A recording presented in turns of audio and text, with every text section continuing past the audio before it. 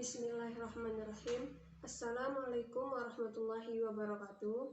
Saya Cut Fitriani dengan NPM 1905170036 kelas A3 Akuntansi Pagi. Di sini saya akan menjelaskan tentang pernikahan. Berikut penjelasannya. Pernikahan. Secara etimologi, nikah berasal dari bahasa Arab yang bermakna wata, dukhul, dan jamak. Terkadang secara etimologi, nikah juga bermakna bersetubuh, berkumpul, dan akad. Adapun secara terminologi, yang dimaksud dengan nikah adalah suatu akad yang mengandung unsur pembolehan dalam melakukan hubungan mesum dengan terlebih dahulu mengucapkan lafaz nikah atau tarwij atau berjima antara keduanya suami istri. Nikah merupakan suatu tindakan yang sangat dianjurkan oleh agama Islam, sebagaimana firman Allah Subhanahu wa Ta'ala dalam Al-Quran Surat An-Nisa ayat 3. Pernikahan dalam Islam juga bertujuan menciptakan keluarga yang tentram, damai, dan sejahtera lahir dan batin, tertera dalam Quran Surah Ar-Rum ayat 21. Adapun tujuan utama nikah bagi umat muslim yaitu perkawinan bukan hanya sekedar pengabsahan dan kehalalan antara laki-laki dan perempuan, tetapi tujuan nikah diharapkan memperoleh keturunan.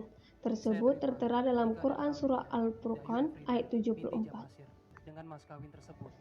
Adapun rukun dan syarat nikah bagi seorang laki-laki dan perempuan, yang pertama, keduanya harus muslim atau muslimah. Kedua, keduanya tidak ada hubungan mahram antara laki-laki dan perempuan tersebut. Yang ketiga, keduanya tidak dipaksa melakukan pernikahan. Yang keempat, keduanya tidak dalam keadaan umrah atau haji. Yang kelima, keduanya memiliki jenis kelamin yang berbeda. Yang keenam, calon suami tidak dalam keadaan mempunyai istri 4 orang, sedangkan calon istri tidak sedang berstatus suami orang lain atau telah habis masa iddahnya.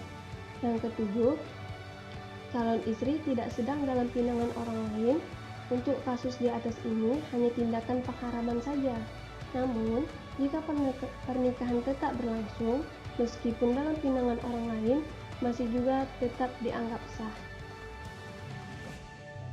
Adapun wali dari pihak calon pengantin yaitu memiliki beberapa syarat tertentu. Yang pertama, laki-laki muslim.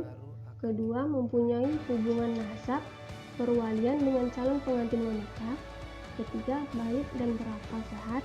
Keempat, tidak dalam keadaan ihram atau haji atau umrah.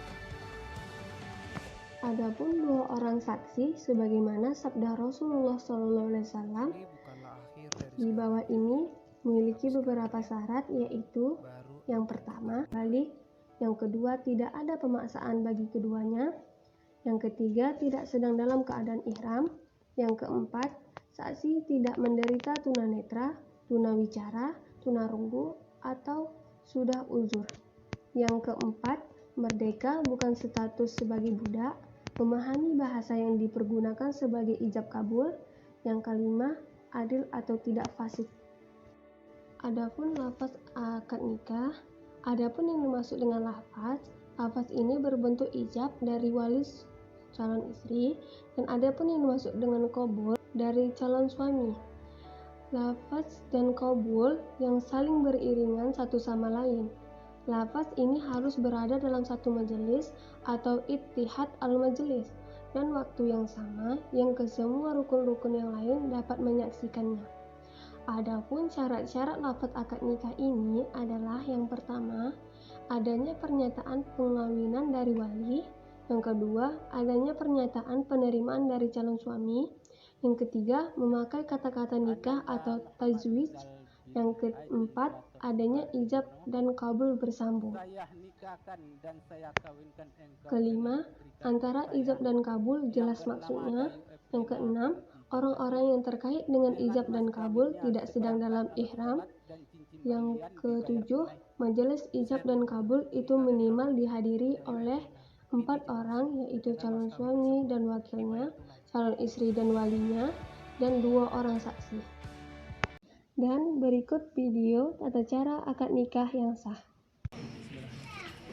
Bismillahirrahmanirrahim.